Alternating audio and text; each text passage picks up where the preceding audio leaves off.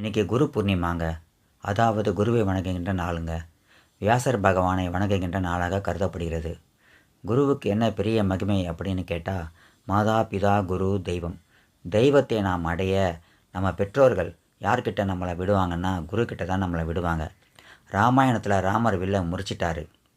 இப்போ சீதையை கொடுக்கணும் கல்யாணம் பண்ணி. கொஞ்சம் தயங்கினாராம் ஜனகன்.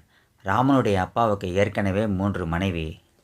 பிள்ளைக்கு பொண்ணை கொடுத்தோன்னா இவர் இன்னும் கூட கல்யாணம் பண்ணிட்டார்னா என்ன பண்ணுறதுன்னு யோசித்தாராம். அப்போது பக்கத்தில் இருந்த விஸ்வாமித்திரர் சொன்னாராம், பெற்றது தசரதனாக இருந்தாலும் வளர்த்தவர்கள் வசிஷ்டர் என்ற வாத்தியாரும் விஸ்வாமித்திரர் என்ற நானும் தான் வளர்த்தோம்.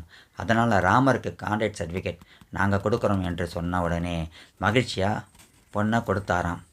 கடவுளாக இருந்தாலும் கான்ட்ராக்ட் சர்டிஃபிகேட் கொடுப்பதற்கு குருநாதர் வேண்டும். குருதான் முக்கியம். அதனால் அருணகிரிநாதர்